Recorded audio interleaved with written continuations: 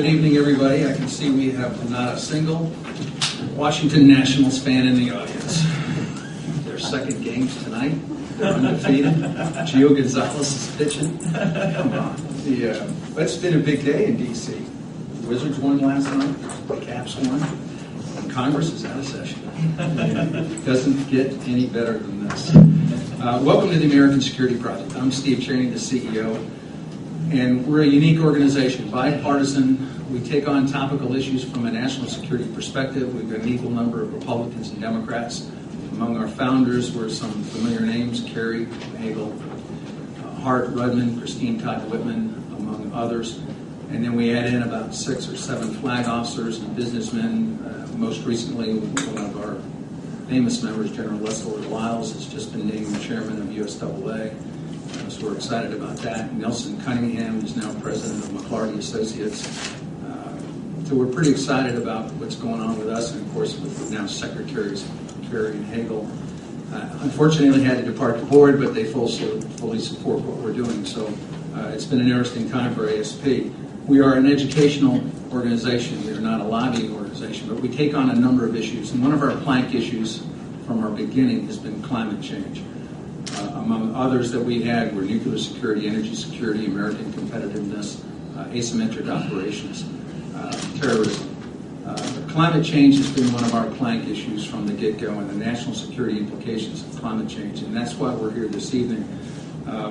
What I am proposed to do is I'm going to introduce our senior fellow for climate, Andrew Holland, let him talk for a couple of minutes, and then I'll do an introduction of General Muniruzzaman from Bangladesh, and he'll make a quick statement. And I think we'll do just kind of an informal give-and-take up at the table, and then we'll have you all participate, which will be a lot less formal than the way we normally do it. I think we have a small enough group we can get a good dialogue going.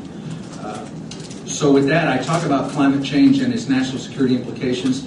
I think I'll introduce Andrew, who has just returned from Seoul, Korea, from a major conference that General Muniruzzaman helped chair.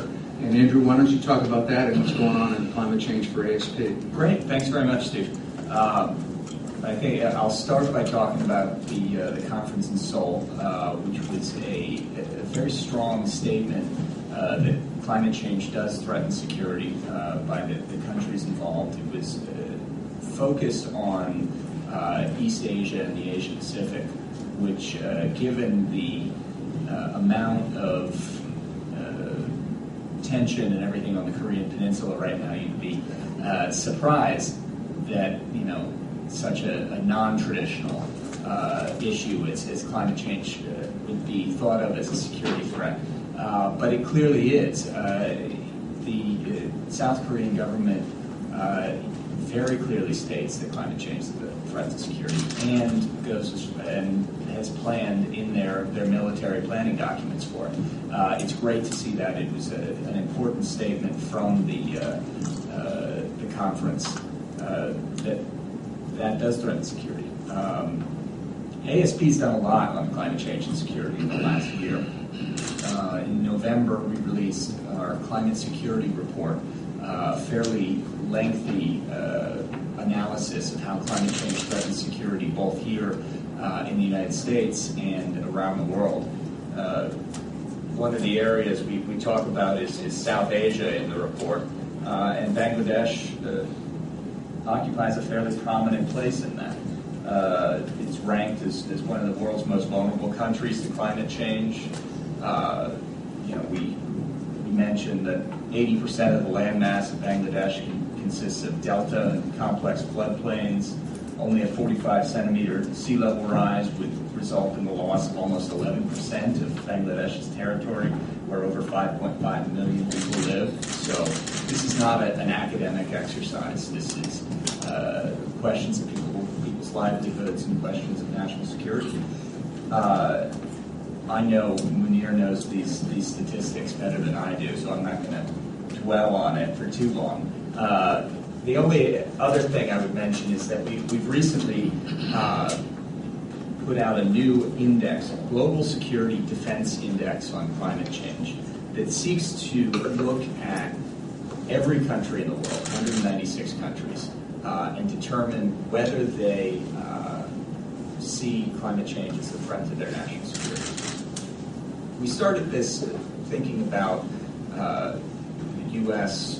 NPR saying climate change is a threat multiplier, and wanted to see what other countries have done. And it turns out, of the countries that we've analyzed, over 70% of them have a statement in either a written military document, defense planning document, such as defense white papers or the like, or a statement by a senior government official, prime minister, ambassadors to the UN, or the like, that climate change threatens their security. So a resounding statement from around the world that this is an important issue and it needs action.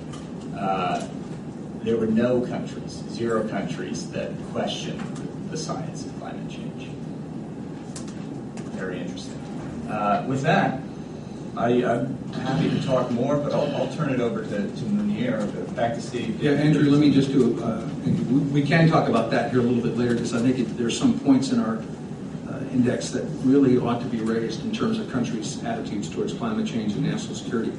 But our guest of honor this evening is Major General Muniruzzaman. He's a career military officer from Bangladesh, served 38 years in active duty. I'm proud to say that he is a fellow artilleryman. And for those not familiar, artillery is what lends dignity to what would otherwise be a vulgar brawl.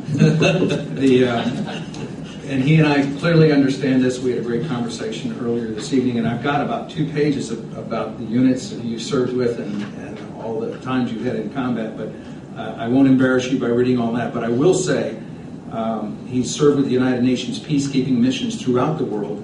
He is currently president and CEO of the Bangladesh Institute of Peace and Security Studies, which is a think tank based in Dhaka. He's chairman of the Global Military Advisory Council on Climate Change, which is an international coalition of generals and admirals, of which I am a member.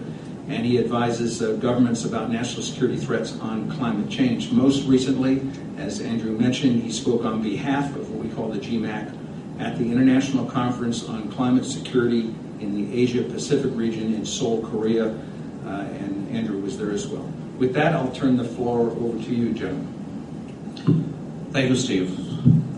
Let me say that it's a great pleasure for me to be here this evening, talking to you on an issue which is of critical importance not only for Bangladesh but for the rest of the world. Climate change is now considered a national security threat to many countries in the world, and interestingly, it has deep security implications for your country, United States.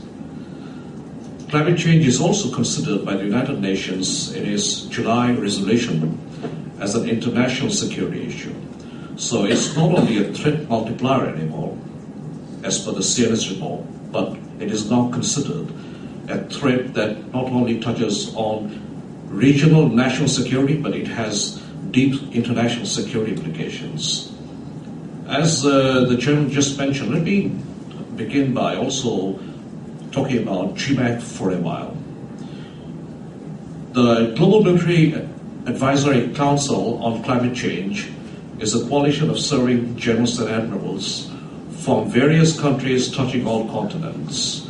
And we work extensively on the security implications of climate change and has been engaging with governments in many places and extensively with international bodies and organizations like the NATO, like the ASEAN Regional Forum, like the European Union, and we also made the first international call drawing attention of the international community and governments in the Conference of Parties or COP15 in Copenhagen.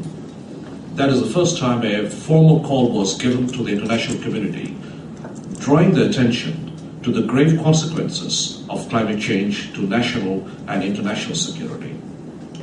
It is quite well understood today that the impacts of climate change are no longer confined to small communities and states, but they have serious consequences, particularly touching on the nexus between food, water, and energy. This is the nexus that touches many countries and many societies, that graduates to the level of security and has deep security implications not only for the state, but also for nations and regions. It is also important to say that many countries which are faced with the challenge of climate change also happen to be countries which are fragile in nature. Countries in sub-Saharan Africa, countries in the Middle East, countries in South America, or in my region, South Asia.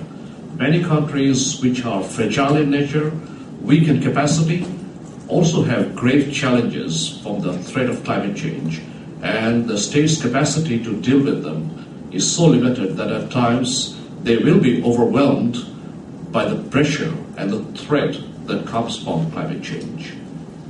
Let me give you the example of Bangladesh here so that you understand slightly more in practical terms. Because when you talk about climate change in international conferences, we talk theories. But when you talk of Bangladesh, we talk of practicalities on the ground. Because to Bangladesh, climate change is not a theory, but is something that is already happening on the ground. The country is one of the most densely populated in the world. A country of the size of 55,000 square miles has a population of 170 million people. So you can imagine the pressure and the density of the population. It is now faced with a loss of land, potential loss of land due to sea level rise. The coastal region of the country is already experiencing some impacts of sea level rise, and when the sea level rise, as per the IPCC's fourth assessment report, happens by 2050, the country will lose 17 to 20% of its land mass, which will generate a climate refugee population of 30 to 35 million people. Whenever I say the numbers, people check back with me, have I got the numbers right? But that is the correct number. So when you have 30 to 35 million people uprooted or on the move, then it is certainly a national security issue, and because these 30 to 35 million people will not be absorbed within the capacity of the state because of lack of space and capacity, they will go for transboundary migration of a nature that the world has never experienced before. And the only direction they can go is towards India, because India borders Bangladesh on three sides. Why I mention this as a regional security issue is because many of you will not know that the Bangladesh-India border is completely fenced. As the walls between Berlin, East and West Berlin came down, and as we try and work on the concept of soft borders, the border between our two countries has been completely fenced unilaterally by India. They are in the process of electrifying the fence, and the Indian border guards regularly kill innocent Bangladeshi civilians, anybody who approaches the fence. So if that is a case of an attitude of security management at the border, imagine when masses of climate refugees try to migrate to that country or are forced to migrate. It will certainly end up into not only a human catastrophe, it will end up into tension and violence on the border. We have serious problems not only in Bangladesh but in the rest of the region of Asia and in many other parts on the issue of water. Water is becoming perhaps the most critical resource scarce element that we will be experiencing in the coming years and decades. And even if we don't have conflicts over other resources, we predict that there could be not only tensions, but there could be also conflicts both on a local basis, on an intrastate basis, or on an interstate basis. Because the nature of the gravity of the shortage of water, which is happening on a natural basis and has been aggravated by climate-induced conditions, is becoming extremely dire. Similarly, when water is short, we will be experiencing food shortages, and food security is becoming a major issue in many parts of the world. And all of you will appreciate with me that water is the critical element in energy production. My friends here, Tracy and Chad, know this better than anybody else, that without water, we will be running short of energy. So we see the very dangerous nexus of the three resource critical sources of water, food, and energy, which all will be impacted by the grave consequences of climate change in the coming years. With those consequences of the climate change that are being experienced and will be aggravated in the coming years, I would only like to end here by saying that climate will and has become a national and an international security issue that can destabilize countries, regions, and will have very grave security consequences for the United States as it tries to destabilize areas of the world. What do you think, General? Well, I'm so glad you're here on a variety of reasons, not the least of which there are many in the United States who just don't believe in climate change and don't think it's a national security issue. And then when you look at Bangladesh and you see what dire consequences there are to your national security due to climate change, I would hope that many would believe that indeed it's a threat. And from that perspective, of course, I'm very glad that you're here and able to lay out these staggering statistics that you talk about in Bangladesh, in immigration, the threat, the trouble with India. Here we have a nuclear-armed India, by the way, not that that would escalate to that point, but then you talk about the Asia pivot that the Obama administration's talked about, and to me, maybe it lends a little more credibility to the thoughts about our pivot to Asia. We indeed have a base much closer to you in the Indian Ocean, and Diego Garcia, which is equally threatened by the rise in the sea. And if it rises as much as you mentioned, we're going to lose that base, and it's fairly significant in the number of resources that we station on that base. So again, I'm encouraged that you're here to tell people. I'm discouraged by the facts and figures that you quote and the impact that it's going to have on security worldwide. I would ask you, what do you think here in the United States that we ought to be doing in terms of countering climate change and the impact that it has on your country? Let me start with the word Diego Garcia, because back in 2007, Secretary Gates spoke in the Shangri-La Dialogue, and he said that United States not only has interest in the Asia Pacific, but the United States is a resident Asian power.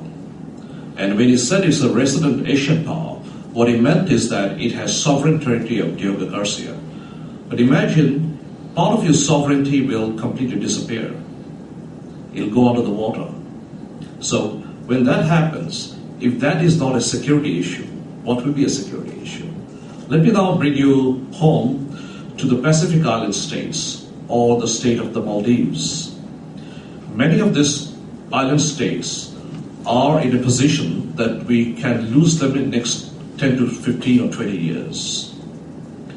These are countries or island states with small population, but here we are not talking about the demographic size. Here we are talking about states with sovereign rights. Here we are talking about people who have their own identities and nationalities, and that is about to disappear in that part of the world. It not only has security implications when a state disappears, but it has large consequences on the international legal regime, which we have not thought about.